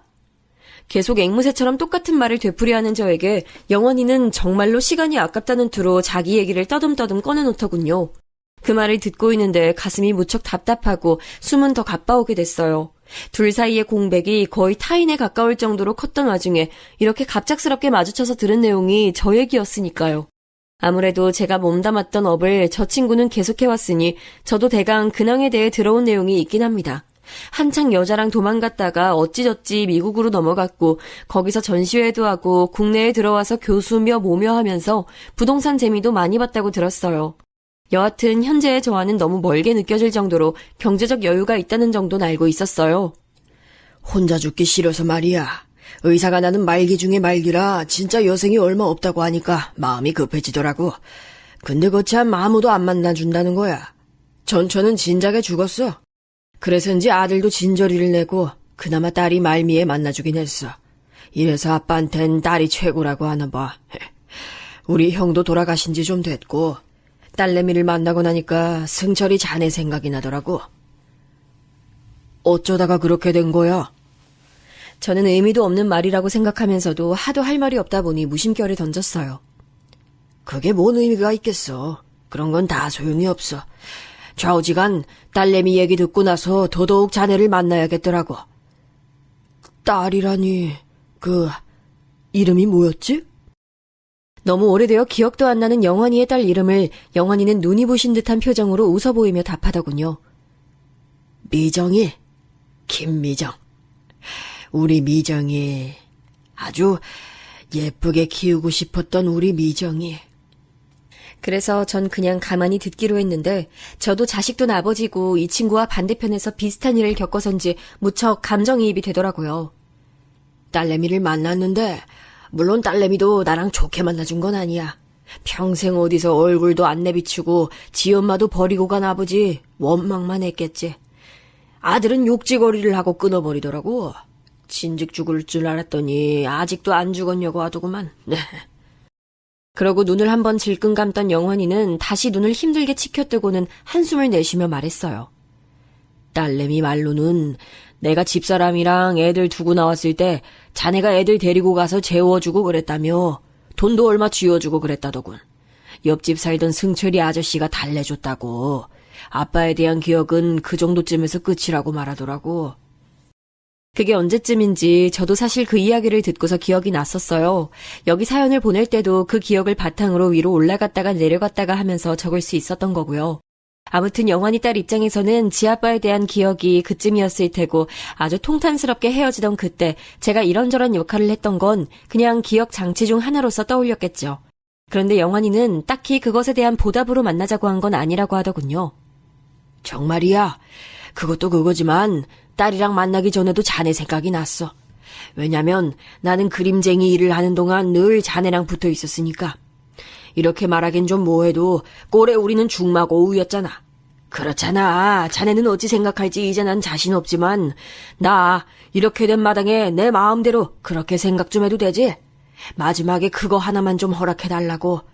다 살게 된 마당에 이렇게 와서 구차하게 돈 내밀면서 부탁하는 거야. 친구 자리 하나 비워달라고 말이야. 우리 딸, 그날에 우리 식구들한테 자네가 그렇게 해준 것도 고마워. 그건 당연히 너무 고맙고 면목 없게 생각해. 아무튼 그래. 여기까지 듣는데 저도 감정이 이상하게 북받쳐 오르면서 잘 정리가 안 되더라고요. 슬프다거나 감동했다거나 그런 느낌인 것 같기도 하고 아닌 것 같기도 하고 참 복잡했어요. 이런 말 좀 이상하지만 그렇게 바쁘게 살고 멋대로 살고 돈도 벌고 여자들과도 어울리고 하고 싶은 건 다 했어. 그런 와중에 죽은 마누라한텐 미안하지만 감히 가족들 생각을 안 한 건 아니야. 그 지경에도 꼴에 나도 인간이라고 우리 식구들 생각은 했었어. 그리고 자네 생각도 많이 했어. 이상하게 그림자처럼 얹혀서는 잘 잊혀지지 않더라고. 어딜 가던 그냥 자네나 우리 애들이나 내 인생에서 제일 진하게 자국이 남은 인간들은 어딜 가나 따라다니더라. 다 죽을 문턱에 와서 이런 소리나 하고 있고 참 꼴사납지. 그러면서 영환이는 말도 제대로 마무리 짓지도 않은 채 어딘가 전화를 걸더군요. 그러더니 젊은 남자가 들어오더니 부축해서는 딱히 저한테 이렇다 싶은 인사도 하지 않은 채 그 둘은 나가버렸어요. 처음에 저는 화장실을 다녀오나 하고 기다렸는데 1시간이 되고 1시간 반이 되려는데도 돌아오지 않는 거예요.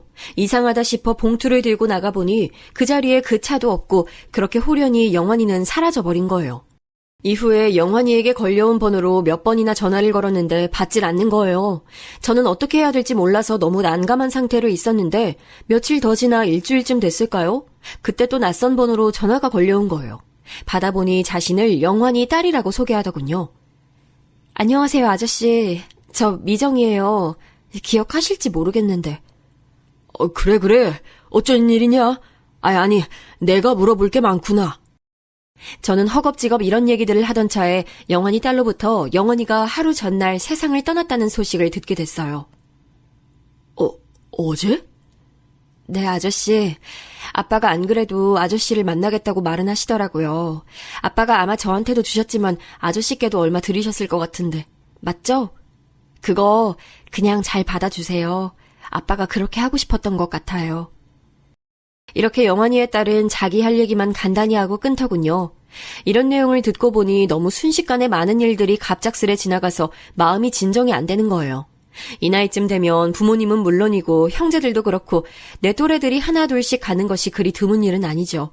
그런데 살아오면서 저 역시 가끔씩 떠올려왔던 영환이의 이런저런 기억들이 갑작스럽게 모여져서는 완전히 사라지기 전 제 앞에 나타난 거예요. 그러면서 저런 큰 돈까지 건네주고 가니 도통 어찌해야 할지 답이 나오질 않아요. 마지막에 영환이가 곱씹듯 마치 묘자리를 사듯이 친구 자리 하나 달라며 내놓은 금액치고는 말도 안 되는 장난 같은 액수였으니까요.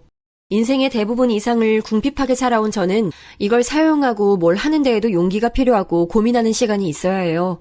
이런 내용에 대해서는 아직 아들에게도 말하지 않았고 딸에게도 말하지 않아서 그냥 혼자 갑갑한 상태로 고민하고 있습니다. 돈도 돈이고 그렇게 제 앞에 갑자기 나타나서 스르륵 사라져버린 영환이의 70대의 모습은 아직도 꿈만 같아요. 꿈을 꾼 게 아닌가 싶지만 그렇게 여기기엔 저에게 있는 저 현금 봉투가 꿈이 아니었음을 말해주고 있습니다. 무튼 늘 복잡하고 어려운 제 일생이었지만 그 어느 때보다 많은 생각들이 꿀렁 밀려오는 요즘이네요. 어느덧 친구가 떠난 지 몇 개월이 지났습니다마는 어찌되었건 가는 길이 너무 무겁고 어렵지 않았기만을 바라봅니다. 단지 그것 하나만 생각하게 되네요.